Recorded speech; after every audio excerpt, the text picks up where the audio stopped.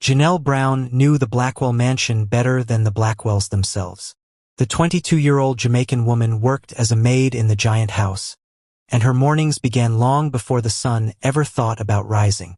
While the wealthy family slept in their big, comfortable beds upstairs, Janelle was already busy, her hands scrubbing marble floors and polishing silver trays until they gleamed. She moved through the huge house like a ghost, a quiet shadow in the dark. Janelle was a tall, slender woman with rich, dark skin, the color of warm coffee, and thick, black hair. She always kept pulled back in a tight bun. Her eyes, a soft honey brown, held a tired but hopeful light, and a small, peaceful smile often found its way to her lips when she thought no one was watching. Her simple uniform of a navy blue dress and white apron looked out of place against all the luxury around her. Janelle's small servant's room was a world away from the fancy bedrooms upstairs. It was just a small space with a bed, a dresser, and a chair. But it was her only safe place, a spot where she could take a deep breath and just be herself. Every morning, she would start her work with a quiet little talk to herself, remembering the words her mother always used to say. "Never forget who you are, Janelle. No one can steal your dignity. It's the one thing that will always be yours." The words were a shield against the coldness of the house, and especially against the sharp tongue of Evelyn Blackwell, the lady of the mansion. Evelyn was a woman who seemed to be made of glamour and cruelty in equal measure. Her blonde hair was a perfectly coiffed cloud, and her pale, porcelain skin seemed to shimmer even in the dim light. She was always dressed in expensive silk, with diamond rings sparkling on every finger of her long, manicured hands. Evelyn ruled the household with a cool, detached tyranny, and she saw Janelle as nothing more than an object, a tool to be used and discarded.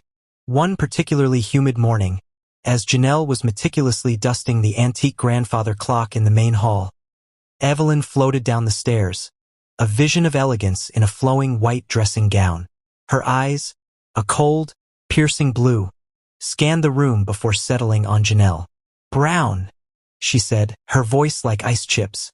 "Is that the best you can do? I can still see a smudge on that mirror." Janelle turned, her heart sinking. "I'm so sorry, Mrs. Blackwell. I'll get it right away." Evelyn clicked her tongue in annoyance. "Must you always sound so rustic? Your accent is quite jarring. It makes me wonder if you can truly understand the finer points of cleaning." Janelle's shoulders slumped slightly, but she quickly reached for her cloth and went to the mirror. Her Jamaican accent was a part of her, a beautiful reminder of the warm island she came from. But here, it was just another thing to be mocked. She could feel Evelyn's gaze on her as she polished the spot that wasn't there, her face burning with quiet humiliation. The patriarch of the family, Richard Blackwell, was rarely seen. He was a man built of stone and steel, with a presence so commanding that it seemed to fill the room even when he was absent.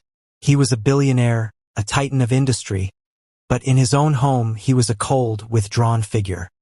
His graying hair was always perfectly styled, his suits impeccably tailored, and his face a mask of weary detachment.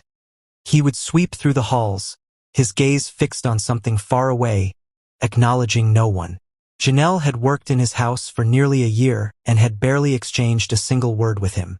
Richard's children from his marriage to Evelyn, Olivia, and Marcus were just as entitled and distant as their mother. They were a pair of spoiled, vapid young adults who saw Janelle as little more than a piece of furniture. Olivia, with her long, perfectly straight blonde hair and designer clothes, would often leave her discarded coffee cups and snack wrappers on the floor for Janelle to clean up. Marcus, a muscular young man with a permanent scowl, would simply walk past her as if she were invisible, never even looking in her direction. The dinner bell chimed that evening, calling the family to the table. Janelle moved through the dining room, her hands steady as she served plates of roasted duck and delicate vegetables. As she placed a water glass next to Adrian Blackwell, she felt a slight brush of his hand. Adrian was a world apart from the rest of his family. He was Richard's eldest son from his first marriage, and his kindness was as striking as his rugged, handsome features. He had his father's powerful build, but his eyes were a warm, soulful brown, and a deep sense of empathy seemed to radiate from him. He was a quiet man, often lost in thought, but he saw people, truly saw them. He noticed how Evelyn's voice would drop with contempt when she spoke to Janelle, and how his half-siblings treated her like she didn't exist. It bothered him deeply. As Janelle pulled back from the table, Adrian caught her eye for just a moment and gave her a small, almost imperceptible nod. It was a silent apology for his family's cruelty, a quiet acknowledgement of her humanity. That one small gesture was more than Janelle had received from anyone else in the mansion all week, and a tiny, grateful smile tugged at the corner of her mouth. The long day finally came to an end. After the last dishes were washed and the last lights were dimmed, Janelle made her way back to her small, dark room. She closed the door behind her, the lock clicking softly, and felt the weight of the day lift just a little. The room was a sanctuary, a place where the air felt lighter, the silence more peaceful. She sat on her bed and reached for the worn, leather box on her dresser. Inside, nestled on a bed of faded velvet, was her most treasured possession, a small gold locket. It was old, the gold worn thin in places, and the clasp was a little loose. Her mother had given it to her on her 10th birthday, a gift she said held a piece of her history, a piece of her heart. Janelle's fingers trembled slightly as she unfastened the locket. Inside, on one side, was a miniature photograph of her mother, Eleanor, looking younger and more vibrant than Janelle had ever known her, her face filled with an open, joyful light.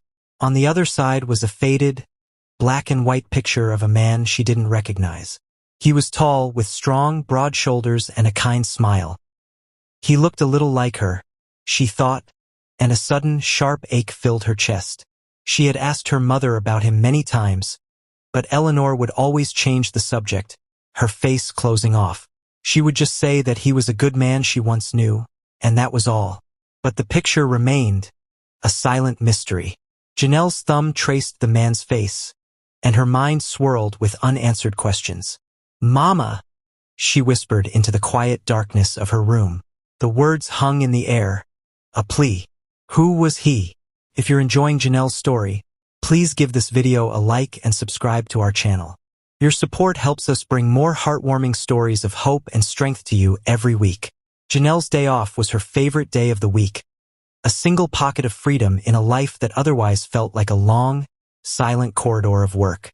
On these days, she left the navy blue uniform behind, trading it for a simple pair of jeans and a bright yellow t-shirt that reminded her of the Jamaican sunshine she missed so much. The moment she stepped out of the Blackwell gates, the air felt different. It was no longer filled with the quiet coldness of a mansion, but with the sounds of her neighborhood, kids laughing, the distant music of a radio, and the friendly greetings of people who saw her, not just her uniform. But even on her day off, Janelle felt a deep loneliness. She had no friends in this new country, no one to share a meal or a laugh with. Most of her time was spent at a small neighborhood library, her fingers tracing the words in books that told stories of lives so different from her own. Her only real connection was with Miss Gloria, an elderly woman who lived in an apartment a few blocks away. Miss Gloria was a link to her past, a friend of her mother's who had moved to the United States many years ago. Miss Gloria's apartment was a comforting mess of vibrant colors and the smell of spices. The walls were covered with framed pictures of family, and the windowsills were crowded with bright green plants. Miss Gloria herself was a tiny woman with a kind, wrinkled face and a laugh that came easily from deep in her chest. Her silver hair was always in a neat braid, and her soft, brown eyes held a lifetime of stories. As Janelle sat on Miss Gloria's old, worn-out couch, sipping from a mug of steaming ginger tea, they fell into a familiar conversation about Janelle's mother, Eleanor. "Your mama," Miss Gloria said, her eyes getting a far-off look. "She was a force of nature. So much life in her, so much fire." Janelle smiled, her heart warming at the thought of her mother. "She was. I miss her every day." "She would be so proud of you, honey," Miss Gloria said, reaching over to pat Janelle's hand. "You have her strength, the dignity of a queen, just like her." They talked for a while longer, the stories of Eleanor filling the room with a ghost of her laughter. Then, as Janelle was getting ready to leave, Miss Gloria's voice dropped to a soft whisper. "You know, she said, her eyes fixed on something only she could see. Your mama was a very private woman. She carried some secrets close to her heart. Janelle paused, her hand on the doorknob. What kind of secrets, Miss Gloria? The old woman hesitated, a look of worry crossing her face. Nothing bad, mind you. Just, she was a beautiful girl. She had a heart big enough to love a king, and she did. She loved a powerful man once. A man who left her with more than just memories. The words hit Janelle like a physical blow. She stood still, the mug of tea still warm in her hand. What do you mean, Miss Gloria? What are you talking about? She asked, her voice small. But Miss Gloria just shook her head, her face shutting down. Girl, that's all I can say. Some things are best left in the past. Your mama wouldn't want me to say more. Just know, you come from a strong bloodline. Don't you ever forget that. Janelle left the apartment feeling completely shaken. The simple words had opened a door to a million questions she didn't know she had. A powerful man. More than just memories. The words swirled in her head all the way back to the Blackwell mansion, making the cold silence of the house feel even colder. The next day, Janelle was back in her uniform, the yellow t-shirt and jeans a distant memory. She was polishing the silver cutlery for the evening's dinner when she heard a voice from behind her. Look at her, so lost in her little world. It was Olivia Blackwell, Richard's daughter, with her perfectly styled blonde hair and a sneer that seemed permanently fixed to her lips. She wore a bright red designer dress that screamed for attention, and she held a glass of what looked like orange juice. Some people just don't understand their place, Olivia said to Marcus, her brother, who stood a few steps behind her, his face a blank mask. Janelle kept her head down, her hands moving steadily over the silver. Her mother's words repeated in her head. Dignity cannot be stolen. Did you hear me, Maid? Olivia snapped. I said, your place is here, on the floor, polishing my family's forks, not daydreaming about whatever maids dream about. Janelle felt a hot wave of hurt wash over her. She knew Olivia was trying to get a reaction, to make her feel small. She took a slow, steadying breath. No, ma'am, Janelle said, her voice quiet but firm. I wasn't dreaming. I was just focused on my work. Olivia laughed. A sharp, unpleasant sound. She took a step closer, her eyes narrowed. Oh, please, don't tell me you're one of those ambitious ones. You're a maid. Your place is here. Don't you dare start thinking you're more than you are. Janelle felt a burning sensation in her throat. She wanted to say something, to tell Olivia that she was so much more than her job. But she knew it was pointless. Words were weapons in this house, and Janelle had no defenses. She simply looked at Olivia, her honey-brown eyes meeting the cold blue ones, and said nothing. Olivia finally huffed in frustration, her cruel words having no effect. Whatever, she muttered, and she and Marcus walked away, leaving Janelle with the lingering scent of her expensive perfume and the sting of her insults. That night, Janelle found herself back in her tiny room, the memory of Olivia's words still fresh and painful. But a new thought had taken root, the one Miss Gloria's words had planted. A powerful man, a man who left her with more than just memories. Janelle took out the old, worn locket from its velvet box. She opened it, her fingers brushing over the two tiny photographs inside. On one side, her mother's youthful, vibrant face. On the other, the mysterious man with the kind smile. For months, she had looked at his face without really seeing it, just a stranger from a different time. But now, with Miss Gloria's words ringing in her ears, she saw him differently. She studied his features, the strong jaw, the deep-set eyes, the way his hair fell over his forehead. A sudden, unsettling feeling washed over her. It was a familiarity she couldn't place. It was like seeing someone she had known her entire life, but whose name she could not remember. She looked at her own hands, then back at his in the photo. She noticed the shape of his chin and the bridge of his nose. She saw a glimmer of it in her own reflection. He didn't just look familiar, he looked like a part of her. A chill ran down her spine as the pieces started to click into place, hinting at a connection so huge she couldn't even grasp it. She looked at his face again, and the unsettling feeling grew into a silent scream in her head. Who was this man? And what did he have to do with her? Just then, a pair of cold eyes watched Janelle's door from the shadows of the hallway. Evelyn Blackwell, in a silk robe, stood perfectly still. She had seen Janelle disappear into her room, and something in the girl's quiet, determined way always set her on edge. "That girl is too bold for a maid," Evelyn whispered to Marcus, who stood beside her. "I don't trust her. Not one bit."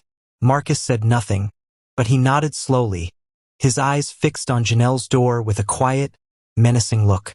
Evelyn turned and glided away, leaving Marcus to stand there, a silent statue of suspicion, the seeds of her distrust now planted in his mind.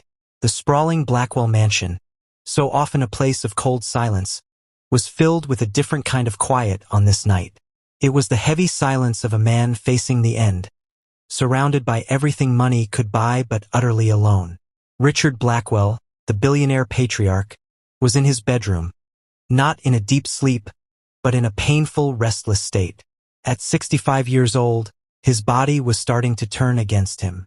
His face, once a sharp mask of power, was now lined with weariness, and his thick, gray hair was thinning at the temples. He still carried himself with a powerful air, but his eyes held a deep, hidden sadness that had been there for decades. A violent, rattling cough suddenly ripped through the quiet of the room, forcing him to sit up in his bed. He clutched at his chest, his powerful hands trembling as he struggled to catch his breath. The fit seemed to go on forever, a raw, burning sensation in his lungs. When it finally passed, he leaned back against the pillows, his body exhausted and weak.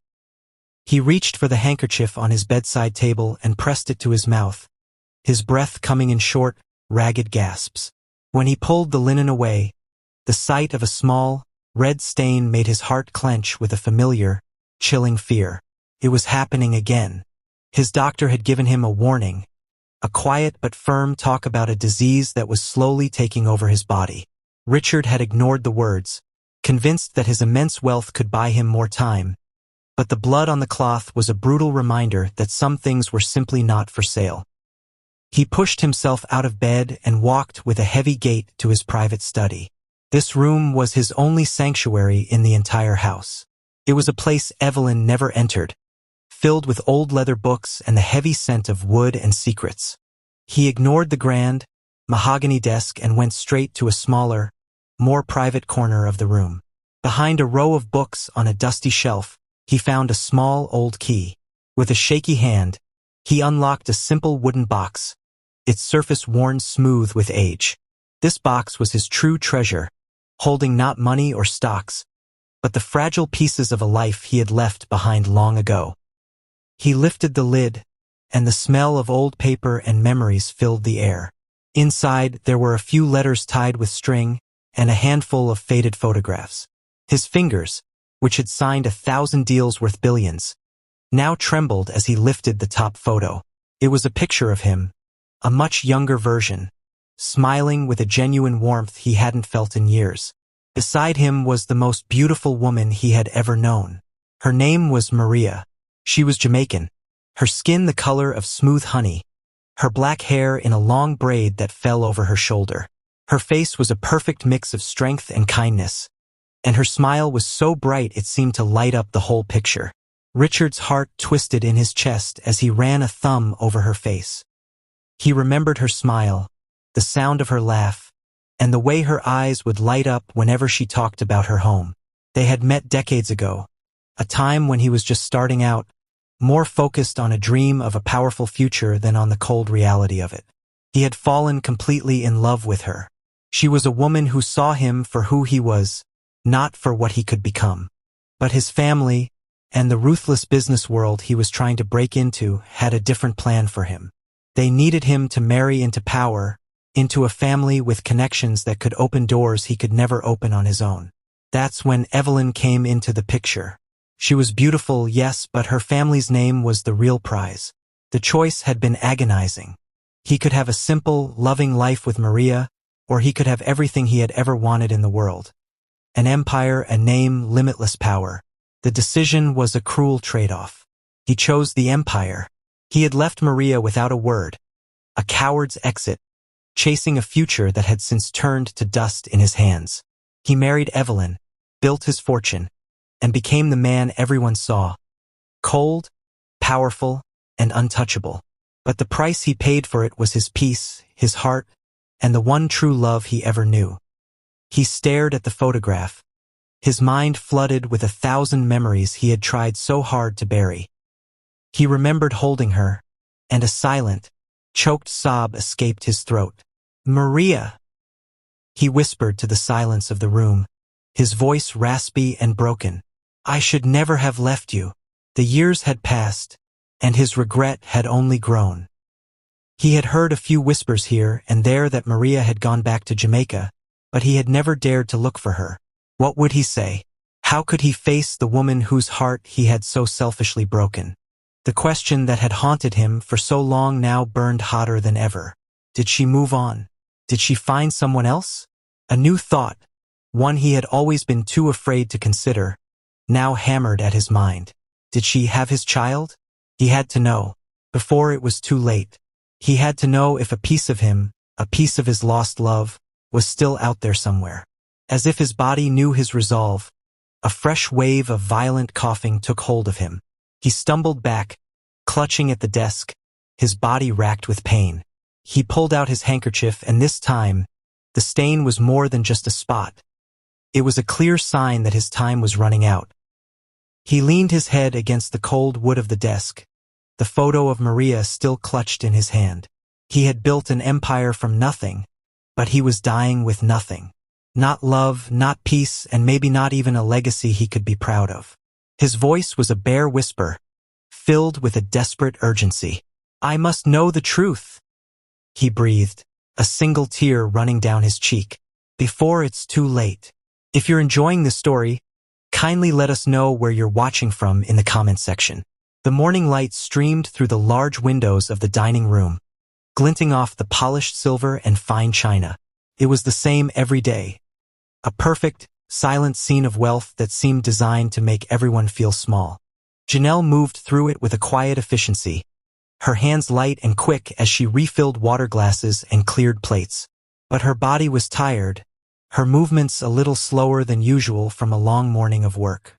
She was holding a large silver teapot, its warmth seeping into her hands, when her foot caught on the edge of the thick Persian rug. In a split second, the beautiful porcelain teacup clattered to the floor, shattering into a dozen pieces. The sound was loud in the sudden, sharp silence. A dark splash of hot tea spread across the white tablecloth like a stain of shame. Janelle's heart leaped into her throat. She stood frozen for a moment, her eyes fixed on the mess. "Oh, for heaven's sake," a sharp voice said from the head of the table. Olivia Blackwell sat back in her chair, a look of pure disgust on her face. Her blonde hair was a perfect cascade. Her pink silk pajamas were spotless, and her eyes were fixed on the stain as if it were a personal insult.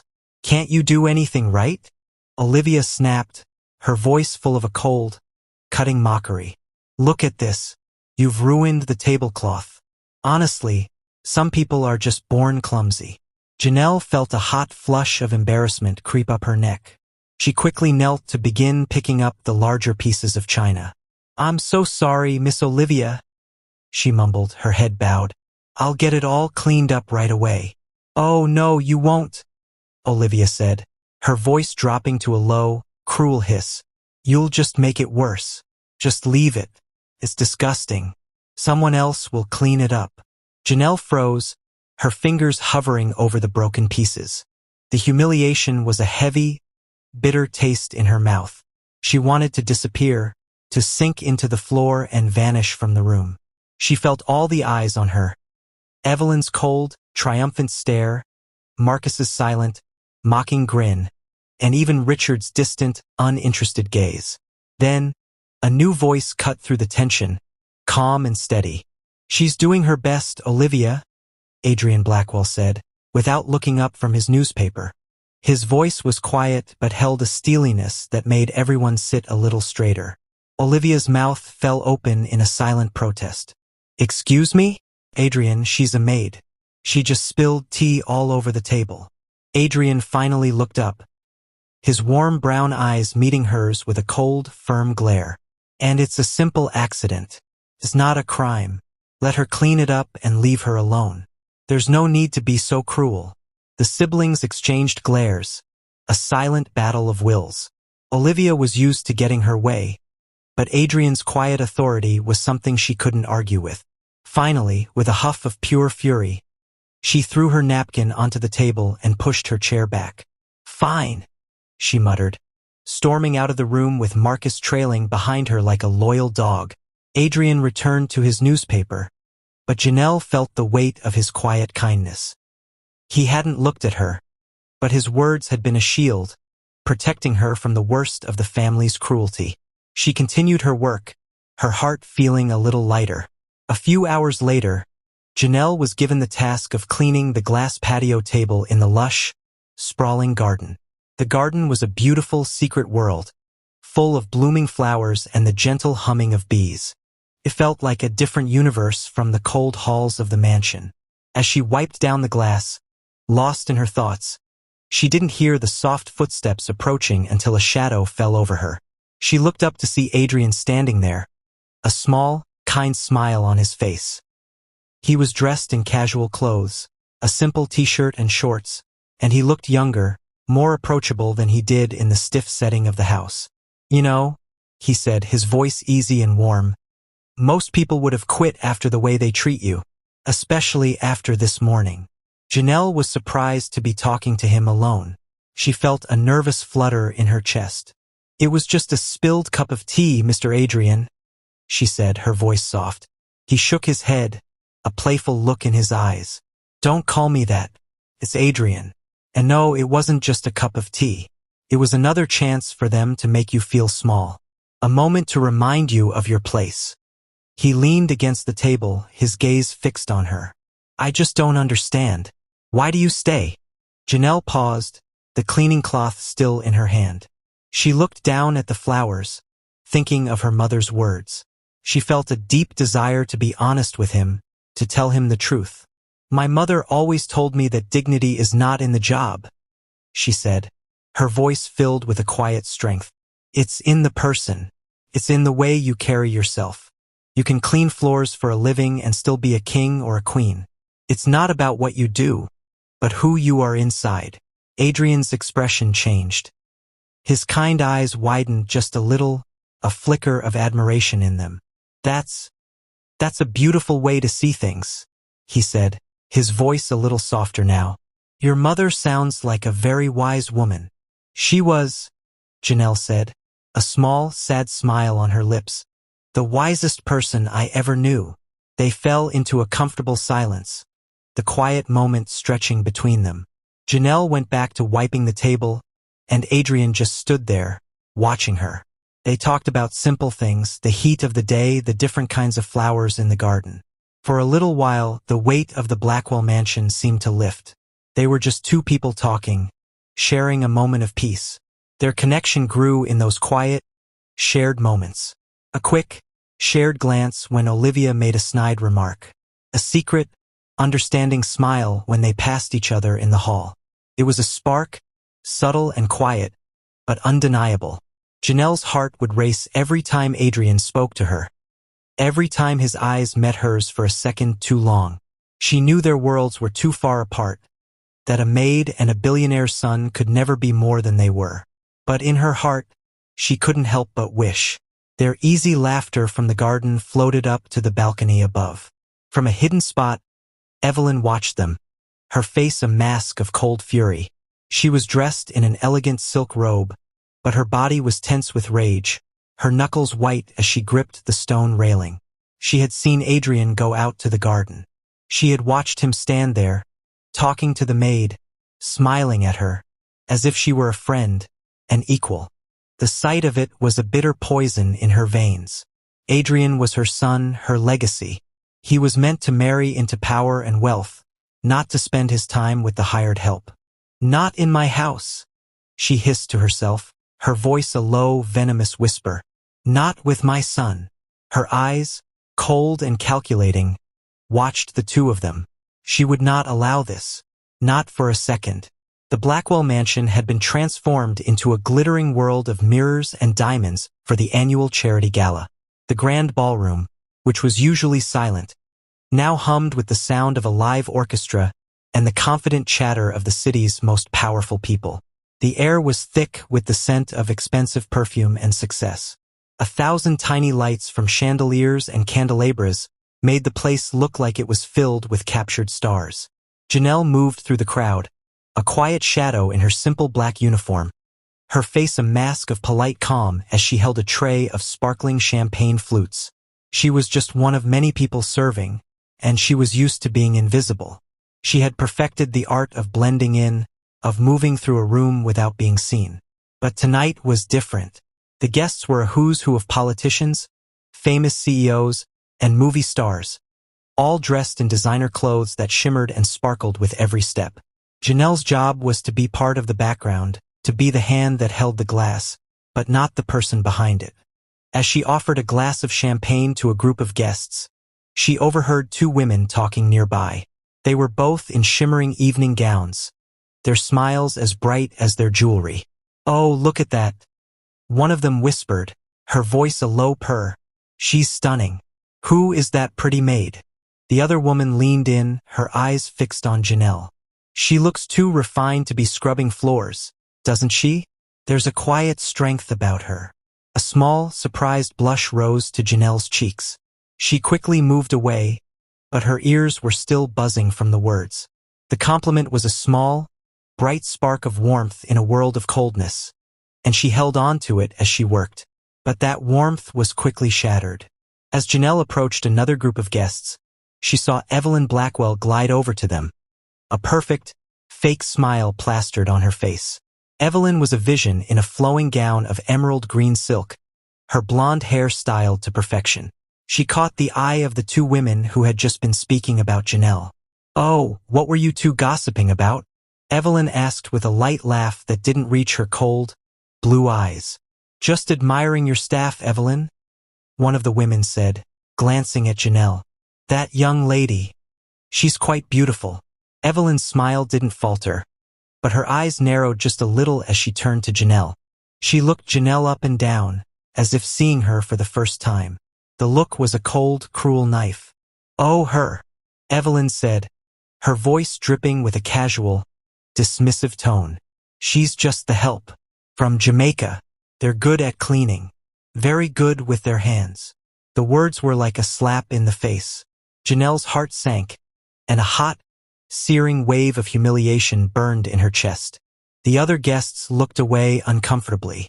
Evelyn had taken the simple, beautiful fact of Janelle's grace and turned it into a cheap joke, a comment that implied her only value was in the work she did with her hands.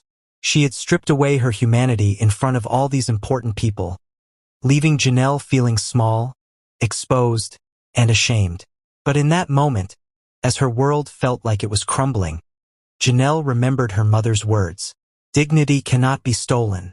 She took a deep breath, and a quiet sense of calm washed over her.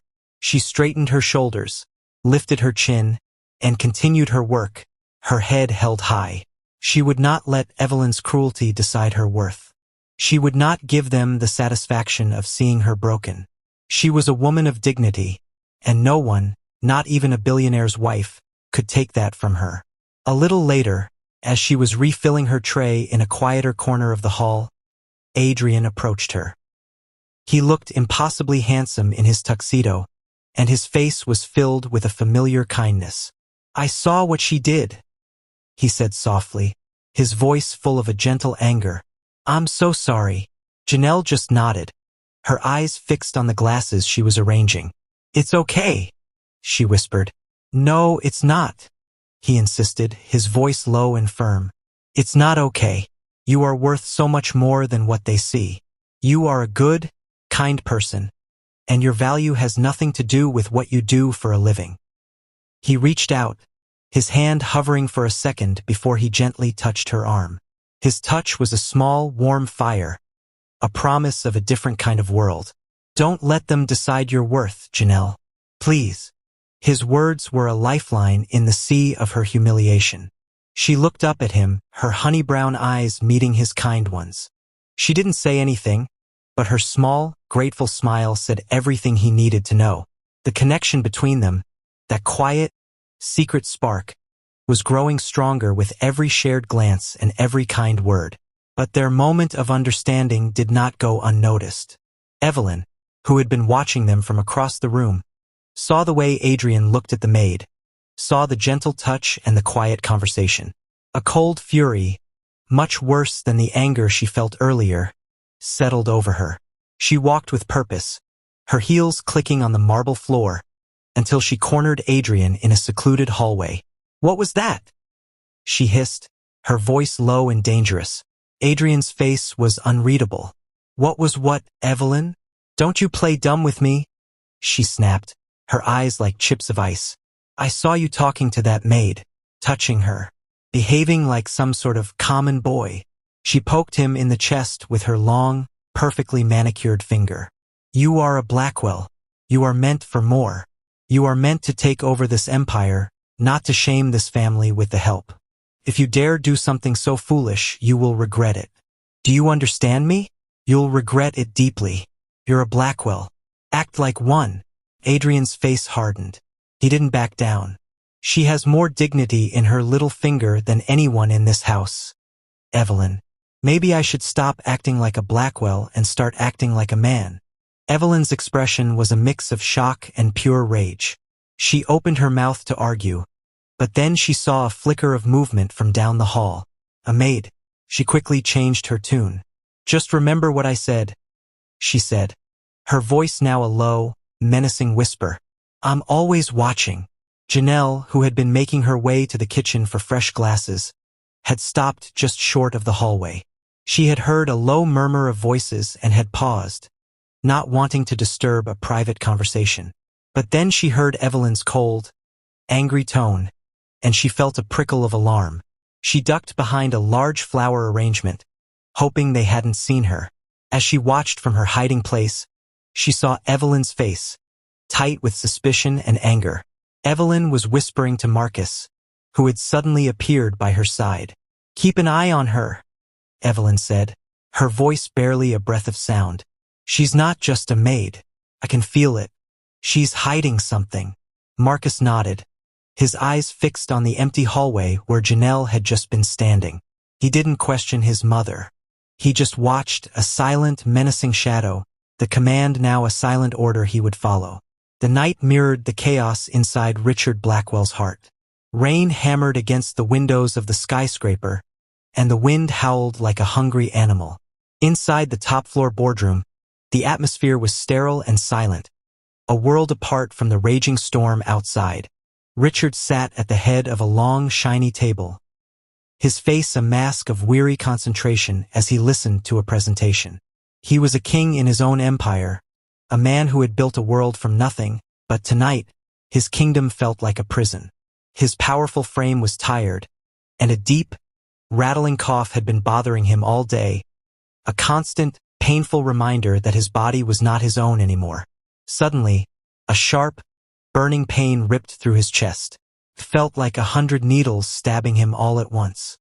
His breath caught in his throat, and he gasped, a strangled sound that was lost in the roar of the thunder. The papers in his hands slipped from his fingers and fluttered to the floor. The other board members, all men he had put in their positions, looked up, their faces a mix of confusion and alarm. Richard's face, usually so strong, was now a pale mask of agony. He tried to speak, to tell them he was fine, but the words wouldn't come. His vision swam, and his body gave way, collapsing forward onto the table with a loud, sickening thud.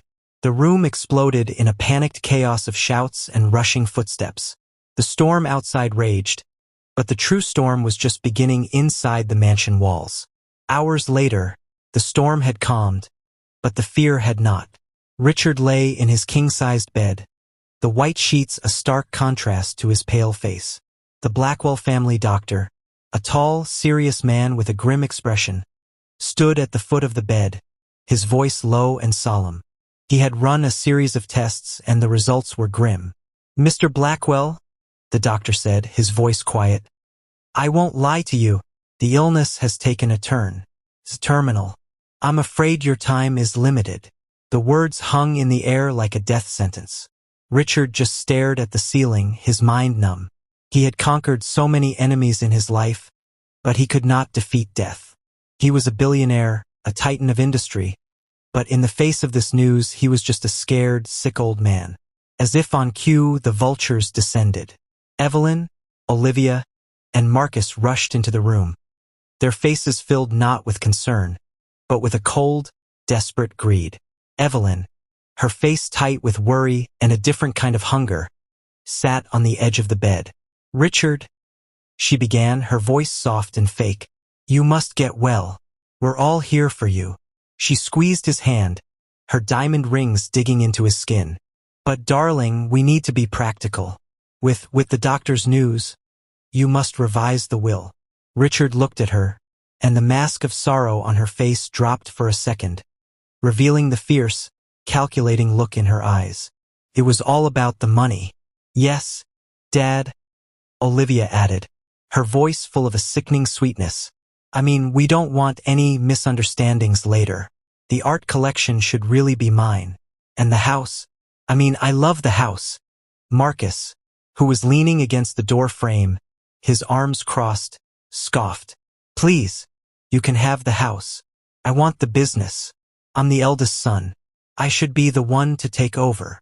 A nasty argument erupted between the three of them, their voices rising with a shameful anger. They began to fight over his empire as if he were already gone, their greedy words filling the room with a bitter venom. Richard watched them, his heart breaking with every ugly word they spoke. This was his family. The empire he had built with such ambition had turned them into monsters. They didn't love him. They loved what he could give them.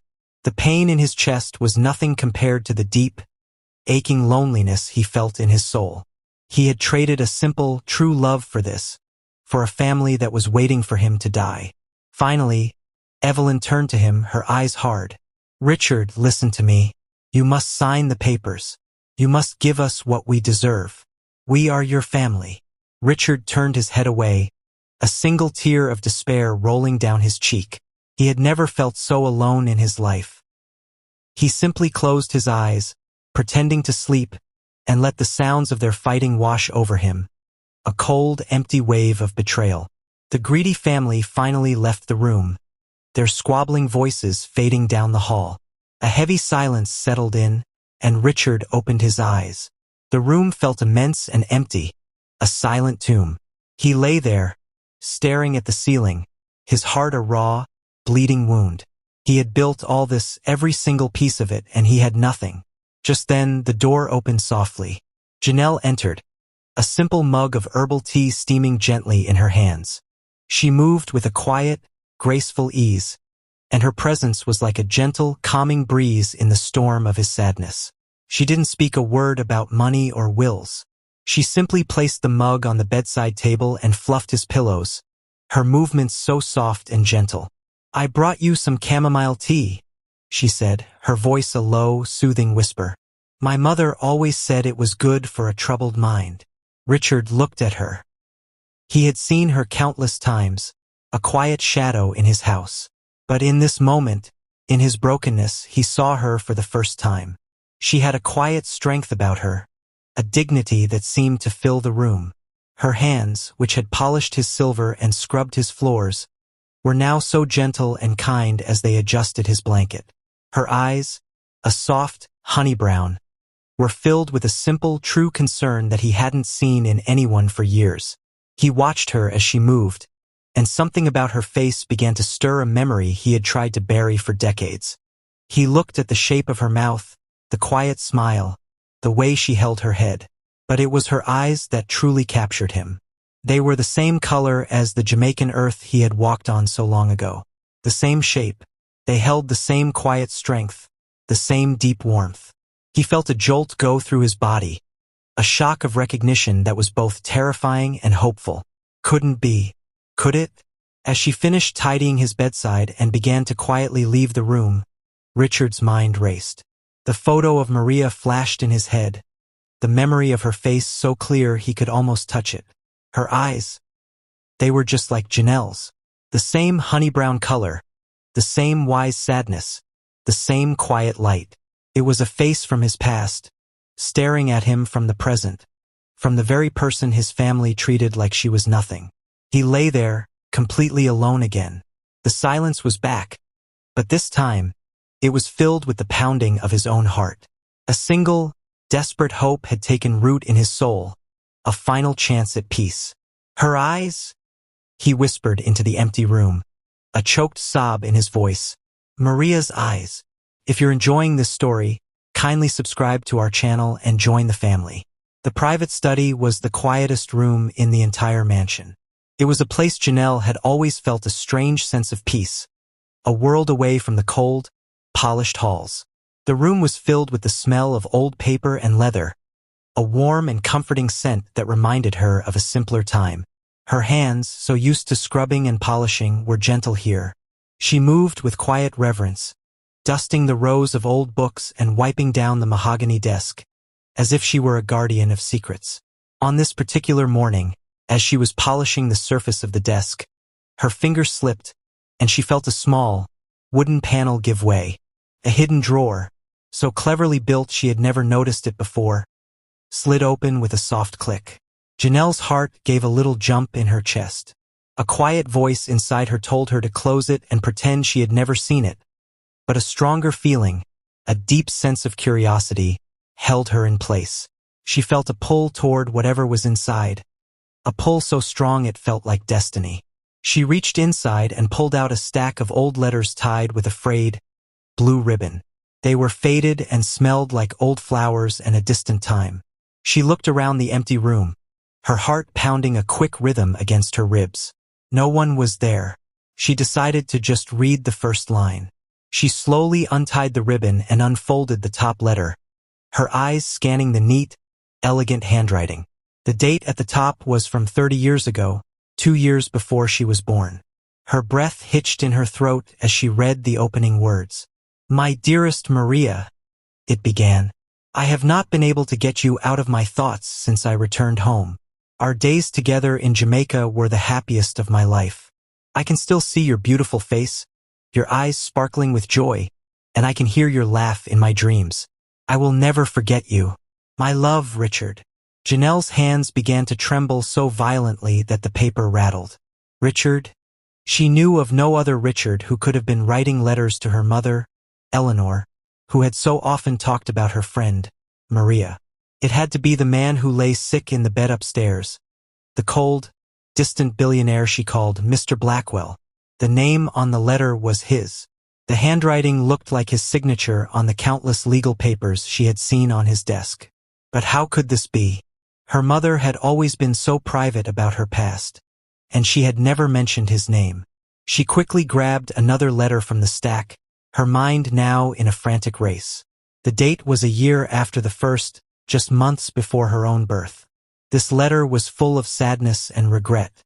"I am so sorry, my love. My family's ambition is a cage I cannot escape. They have arranged a marriage for me, and I have to go through with it. They would never accept a simple, beautiful woman like you. Please forgive me. This is the hardest decision of my life, but I must do it for the future of my family. I will never forget you, or our time together, no matter what happens. Your heart and maybe a part of me will always be in Jamaica." Janelle's world tilted on its axis. She sat down hard in the desk chair, clutching the letters to her chest as if they were a lifeline. The dates, they were all from the time before she was born. The letters talked about a love affair, about a difficult decision for the sake of a family and a future of an empire. It was all adding up. Miss Gloria's words came rushing back into her mind. "Your mama loved a powerful man once. A man who left her with more than just memories. Could it be? Could it really be?" She frantically untied the last ribbon and pulled out the old, faded photograph at the very bottom of the stack. It was the same picture from her locket. A younger Richard, smiling a warm, genuine smile she had never seen on his face. His arm around her beautiful, vibrant mother. The man who had been a ghost in her past, the secret she had carried, was now a real person, living and breathing, just a floor above her. Her heart pounded a frantic rhythm, a mix of pure shock and a deep, gut-wrenching pain. She had been serving him. The man who had abandoned her mother, the man whose family treated her with so much contempt, was her own father. All this time, she had been polishing their floors, cleaning up their messes and taking their insults, and all the while she was his daughter. The irony was so cruel, so painful, that she felt a sob catch in her throat. Every humiliation, every sneer from Evelyn, every insult from Olivia now felt 100 times worse. It was a terrible, cosmic joke. She was not just a maid. She was a secret, living right under his nose, a constant reminder of the love he had thrown away for money and power. Tears streamed down her face as she clutched the letters to her chest. She had so many questions. Did he know? Did he know she was here? Had he recognized her? Was this why he had looked at her with such sadness in his eyes? She looked at the photograph of the young, hopeful couple one more time, and her voice was a bare, choked whisper. He's my father? She didn't hear the door open. She didn't hear the soft footsteps on the thick rug. She was too lost in the whirlwind of her discovery. But a pair of cold, angry eyes had seen everything. Evelyn Blackwell stood in the doorway, her face a mask of silent fury. She saw Janelle, frozen in shock, saw the old letters and the faded photograph clutched to her chest. She didn't need to read a single word to know what they were. She had seen that writing before, and she knew exactly whose they were. A slow, sinister smile spread across her face. "So," she hissed, her voice a cold whisper that sliced through the air. "That's her game." Evelyn Blackwell's mind moved like a predator, swift and silent. After seeing Janelle with those letters, a cold, calculating fury had replaced her usual disdain. This wasn't just a maid she was dealing with. This was a threat, a ghost from Richard's past who could take everything Evelyn had built. She knew she had to act fast, and she had to be ruthless. The first thing she did was find Marcus, her loyal and often silent son. She cornered him in a quiet hallway, her voice a low, urgent whisper. "I need you to do something for me right now," she ordered. "Go to Richard's study. Find the wooden box on the small desk and inside, there's a stack of old letters. Burn them, every single one." Marcus's face, usually so bored and blank, took on a look of silent, obedient concentration. He didn't ask why. He didn't need to.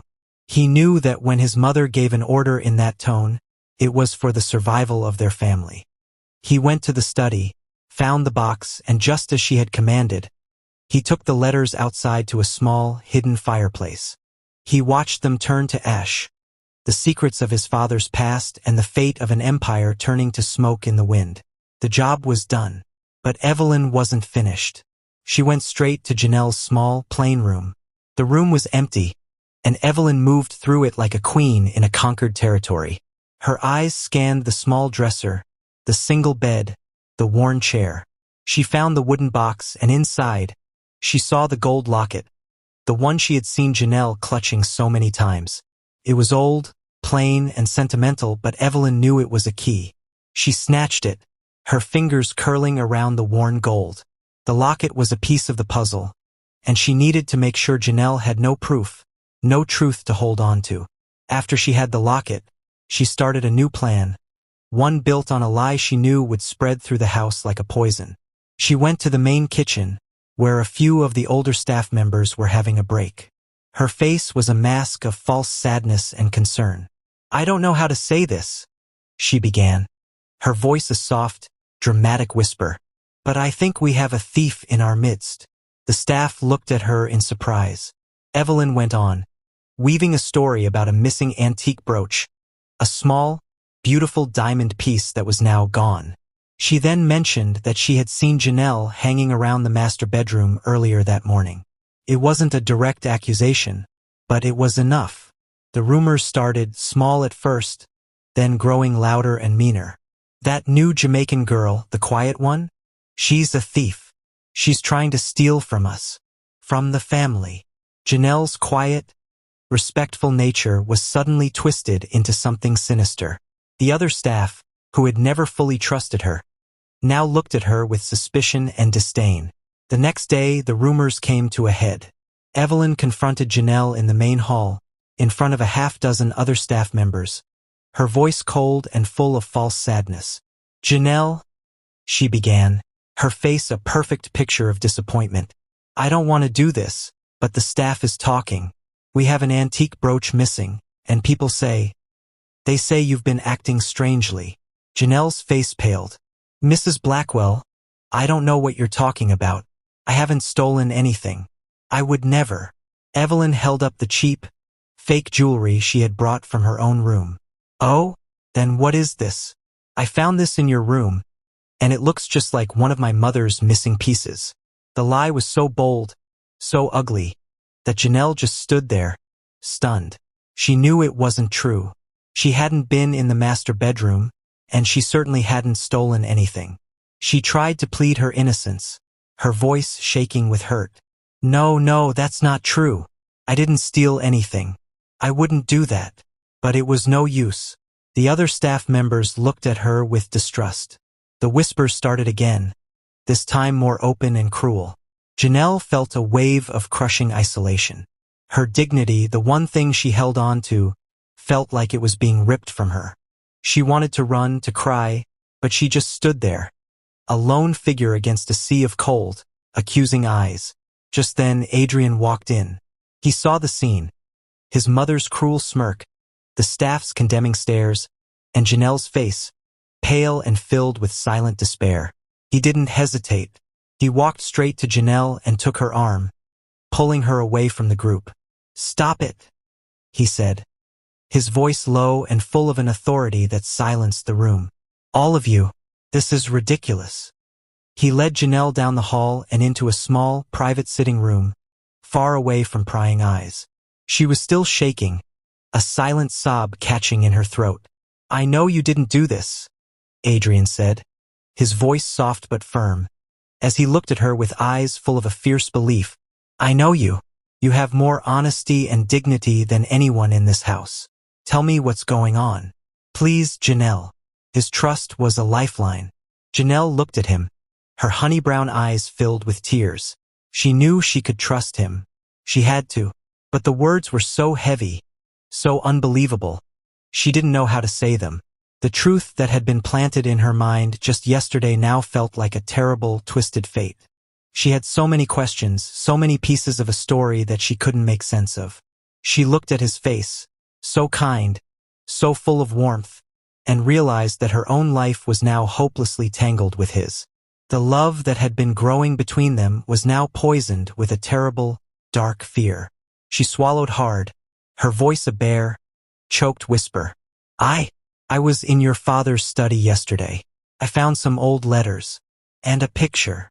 Her voice broke. The picture. It was him with my mother. She looked at him, her eyes wide with a desperate, heartbreaking hope. I think your father might be my father too."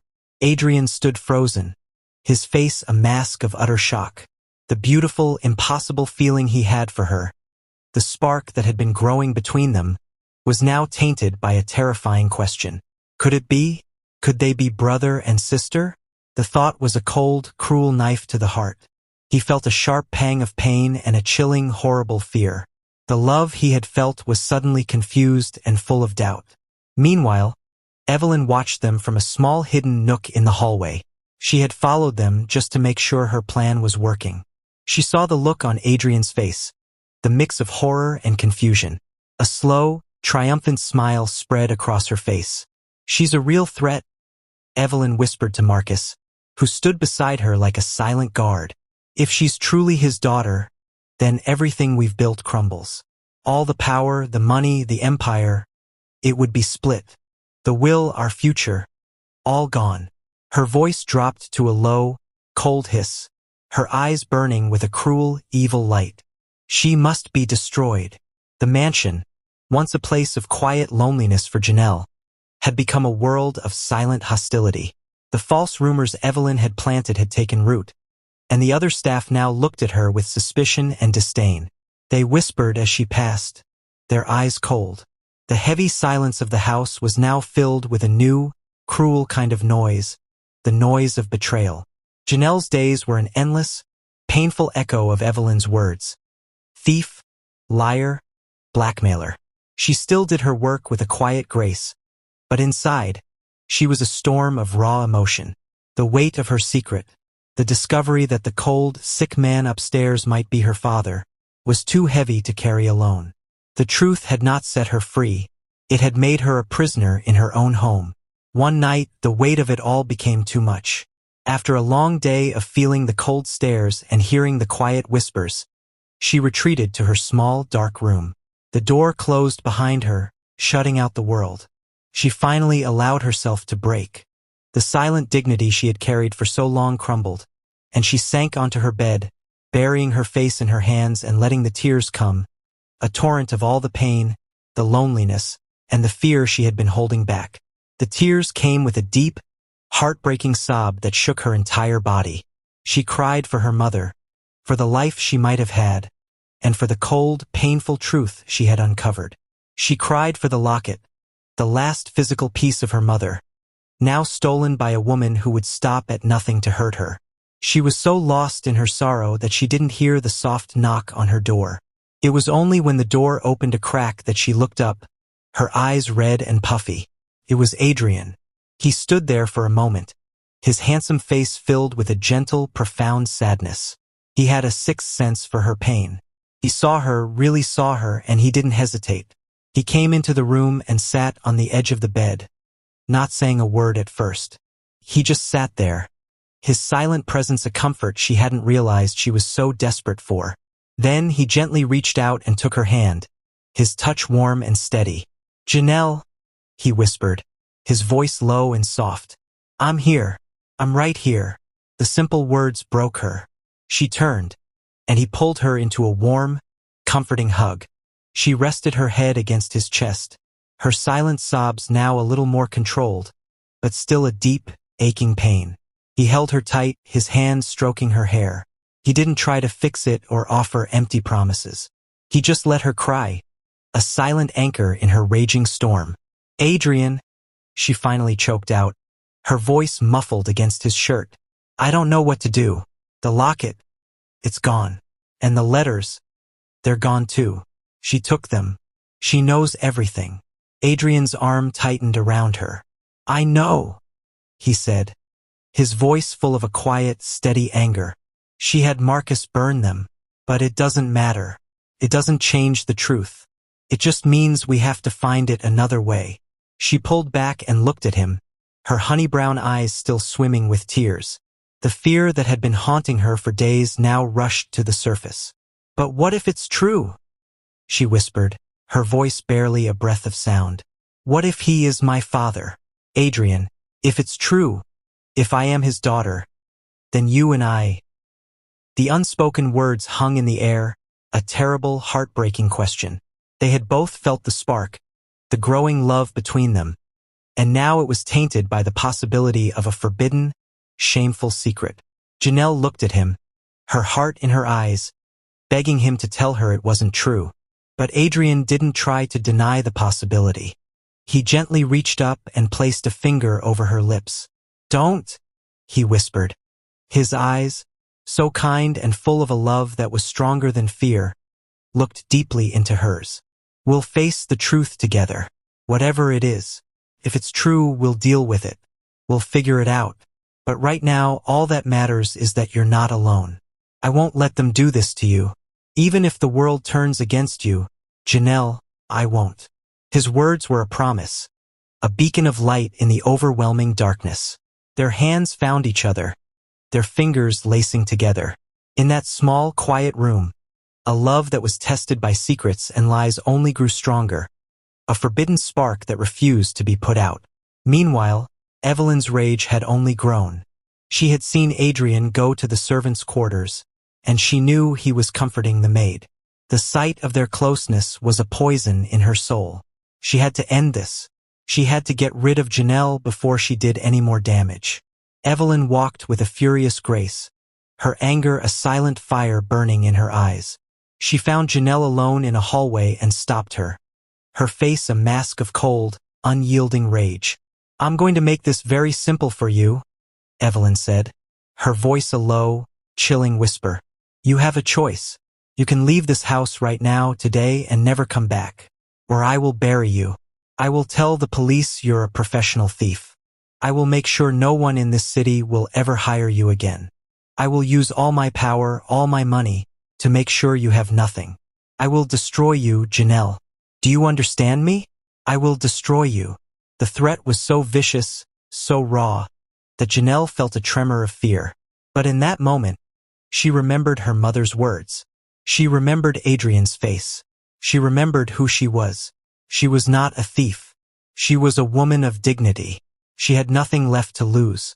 And she had a secret that belonged to her. She lifted her head, her honey-brown eyes meeting Evelyn's cold ones. Her voice was quiet but steady, a steel rod of resolve.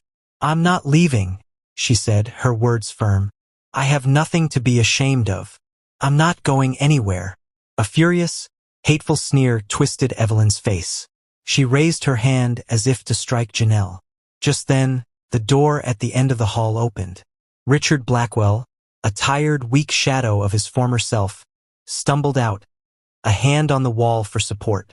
The silence in the hallway was shattered by the sound of Evelyn's venomous whisper and Janelle's quiet refusal. He had forced himself out of bed, a desperate need for the truth pulling him forward. He had heard Evelyn's cold, cruel voice, had heard his own name, and had heard Janelle's soft defiance. He saw the look of raw hatred on his wife's face.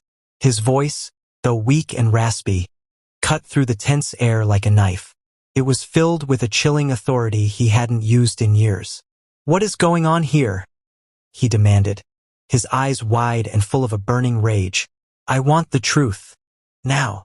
Richard Blackwell, weak but determined, wasted no time. His sudden demand for the truth had sent a ripple of tension through the mansion. Evelyn, ever the master of manipulation, acted as if she were a pillar of strength, fully supporting his decision for a DNA test. She even suggested their trusted family doctor, a well-known man in the city, to oversee the whole thing. But as soon as Richard was out of sight, a cold, calculating look settled on her face. This was a war, and she would win it no matter the cost. Evelyn met with the doctor in secret. She sat across from him in her private study, a check for a jaw-dropping amount of money resting on the table between them. Her voice was as cold and sharp as a diamond. This check is for you, doctor, she said. In exchange, you will lose the real DNA sample from Richard and Janelle. You will provide a falsified result that shows there is no match. Is that clear? The doctor, a man who had always prided himself on his ethics, looked at the check.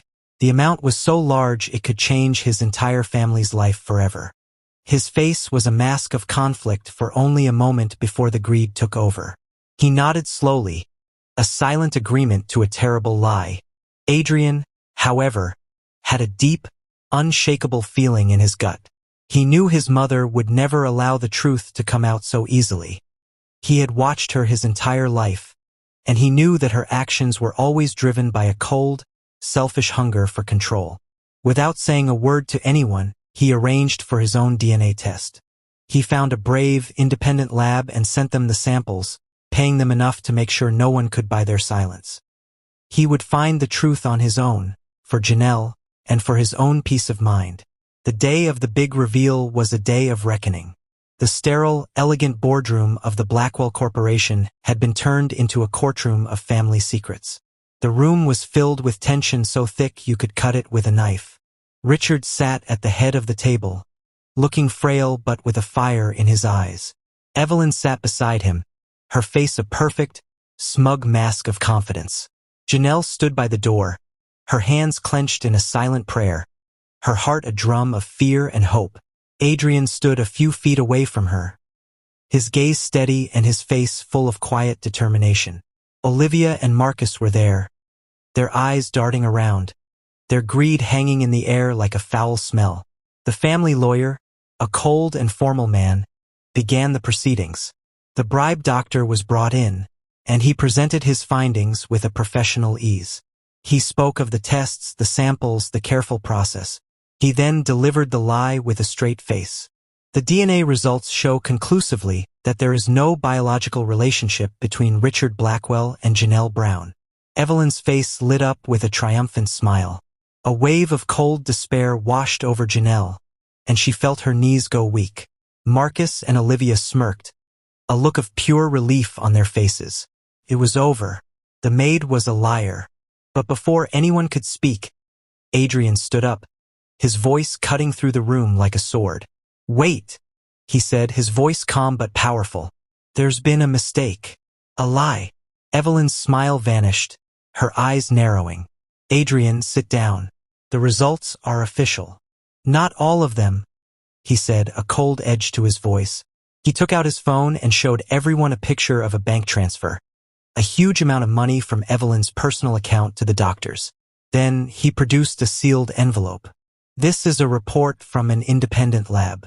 I had them do their own test." The room fell into a heavy, gasping silence. Evelyn's face was a mask of furious shock. Richard, for the first time in days, looked truly alive, a burning hope in his eyes. Adrian handed the envelope to the lawyer, who, with shaking hands, opened it and read the words on the paper. The lawyer's eyes widened, and he looked from the paper to Janelle. His face filled with an astonished awe. He cleared his throat and began to read the truth, his voice now a trembling whisper. "The results from the independent DNA test show a conclusive 99.9% match. Janelle Brown is the biological daughter of Richard Blackwell." The silence that followed was louder than any thunder. Janelle's heart soared, a mix of relief and pure, unbelievable joy. It was true. The truth had finally won. But then, Evelyn's perfect, composed world shattered. Her eyes, filled with a raw, desperate rage, focused on Janelle. "Lies!" she shrieked, her voice high and wild. "This is all lies. She forged it. She planned this. She's a thief and a con artist." Marcus and Olivia were on their feet, their faces a mixture of fury and shock. "What about the inheritance?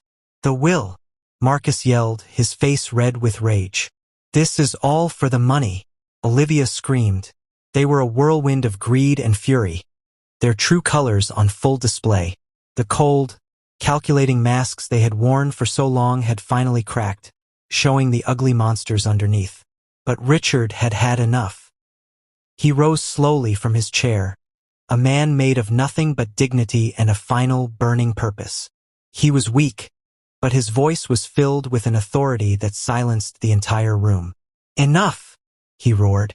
The word was a thunderclap in the tense silence. He looked at Evelyn, his eyes filled with a sad, deep pity for the monster she had become.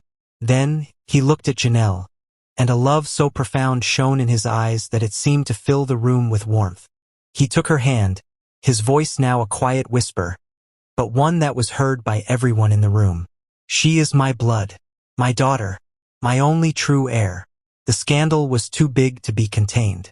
Someone, perhaps a member of the board, perhaps the brave lawyer, leaked the story to the press. And just like that, the private, explosive truth became a public spectacle. The world watched with a morbid fascination as a family of wealth and power was ripped apart by a single, shocking revelation. The next morning, newspapers screamed from every stand, and news channels blazed with the same headlines. "Billionaire's maid is his secret daughter." The world watched the Blackwells implode. Kindly subscribe to our channel and leave a comment below with your thoughts. The Blackwell Mansion, a symbol of power and quiet wealth, was now a house of chaos. The news had spread like wildfire, its flames licking at every corner of the family's life. The media was a hungry pack of wolves outside the gates, and inside, the atmosphere was one of total, ugly implosion. The cold silence of the house was gone, replaced by the shouts and screams of a family eating itself alive. Evelyn's perfect mask of composure had shattered. She stormed through the halls, her face red and distorted with fury, screaming about the lies and the betrayal. The world, which had always seen her as a woman of class and elegance, was now seeing her for what she truly was, a manipulative and greedy monster. The secrets she had so carefully kept hidden were now on full, ugly display for everyone to see. Her children, Marcus and Olivia, were no better. They were like two spoiled vultures fighting over a carcass. They screamed at each other, their voices high and shrill, each blaming the other for their lost inheritance. The carefully built image of a perfect family had collapsed, and all that was left was a shameful, desperate battle for money. The staff who had turned against Janelle in her moment of need now faced the consequences of their loyalty to a false queen. Richard, in a final act of justice, had them all dismissed. Amid the chaos, Richard, still frail but now with a new, powerful light in his eyes, sat in his bedroom. He had asked to see Janelle alone. The door closed on the noise of the fighting family, and a heavy silence filled the room. Janelle stood before him, her heart filled with a mixture of fear and hope. Richard's gaze, once so distant, was now filled with a deep, consuming regret. He beckoned her to sit on the edge of the bed. He began to talk, his voice raspy and weak, but filled with a profound truth she had never heard before. He told her about her mother, Maria. He talked about her beautiful smile, her warm heart, and the honest, simple life he had given up for power and money. "I was a coward, Janelle," he confessed, a single tear rolling down his cheek. "I was afraid of what people would say, afraid of my family. I chose a cold, empty empire over the only true love I ever knew." He reached out, his hand shaking, and gently touched her face. "Your mother was the most beautiful thing that ever happened to me. I was a fool to leave her." Janelle listened, her heart aching for the younger, more hopeful Richard she saw in the letters. She saw the pain and the regret in his eyes, and she felt a deep, unspoken connection to him. He wasn't a monster. He was a broken man, a man who had made a terrible mistake and had been living with the consequences for his entire life. He pulled her into a hug, his arms weak but filled with a love that was a lifetime in the making. It was a father's hug, a promise of a future. "I failed your mother," he whispered, his voice thick with emotion. "But I won't fail you. I swear it." Janelle hugged him back, her tears now a mix of forgiveness and a deep, healing love. She had found her father, and in his brokenness, she had found her family. Adrian, who had waited patiently outside, entered the room. He had been doing some research, a last desperate hope to clear up the one question that still hung over them. He looked at Janelle, his heart a mix of love and a small, quiet fear. He had to know. He had to be sure. He cleared his throat and spoke, his voice filled with a calm, reassuring tone. "Dad," he said, his eyes on Janelle. "The lab report, I had them check something else. The dates. Your relationship with Maria. It ended a year before you married my mother. That means Janelle is your daughter, but she is not related to Evelyn." The words were like a breath of fresh air. Adrian's eyes, full of a fierce love and a deep, profound relief, met Janelle's. The weight of the world, the heavy, dark fear that had been hanging over their love, was finally gone. They were not half-siblings. Their love was not a forbidden tragedy. It was a controversy, yes, a scandal for the world to see, but it was not a secret of blood and sin. They looked at each other, and a quiet, joyful smile passed between them. The future was still uncertain, but their love was no longer a question. The final, fatal blow to Evelyn's world was the sight of Adrian and Janelle together. She saw them smiling, saw the love in their eyes, a love she had tried so hard to destroy. A cold, bitter fury rose in her throat. She had lost her husband, her children, her empire, and now the final humiliating defeat was to see the maid, the girl from Jamaica with her stepson. She stood in the middle of the ballroom, a solitary, furious figure, her face a mask of hate. With a final, piercing look at Janelle, she turned and stormed out of the mansion. Her last words hung in the air like a cold, venomous promise, a terrifying whisper that everyone heard. "This isn't over," she hissed. "The empire will be mine." Richard Blackwell, his mind now free from the burdens of regret and the shadows of a long-ago failure, had a final, urgent task. With his lawyers by his side, he sat up in his bed and rewrote his will. He was a man of immense power, and in his last act, He would use that power to correct a lifetime of wrong decisions. The legal papers, which once represented his ambition and his greed, now became a testament to his repentance. With a shaky hand, he signed his name, his eyes full of a new, peaceful light. The empire he had built on a lie was now officially in the hands of his only true heir. Days later, the end came. Richard had lived a life of chaos and ambition, but he passed away in a quiet, simple moment, with the two people he loved most by his side. Janelle sat by his bed, holding his hand, while Adrian watched from the doorway. Richard's breathing was slow and shallow, and his eyes, filled with a great, heavy sadness, were fixed on Janelle. "Forgive me, Maria," he whispered, his voice barely a breath of sound. "I should have chosen you. I was a fool." He looked at Janelle, and a new, desperate look entered his eyes. "Forgive me, Janelle, please." Tears streamed down Janelle's face. She had found her father only to lose him, but in his final moments, she saw a man who had faced his demons. She saw a man who had chosen love, even if it was too late. She squeezed his hand, her voice a soft, loving whisper. "I forgive you, Father," she said. A peaceful sigh escaped his lips, and a faint smile touched his face. A moment later, his hand went still in hers. Richard Blackwell, the billionaire who had built an empire from a lie, had finally found his peace. Richard's funeral was a spectacle. The media was there, a sea of cameras and microphones all watching. The Blackwell family, what was left of them, was there too. Evelyn, Marcus, and Olivia stood a short distance away, their faces dark and full of a cold fury. They had lost everything, and they now stood as a sad, pathetic picture of greed and jealousy. But the world's attention was not on them. It was on Janelle.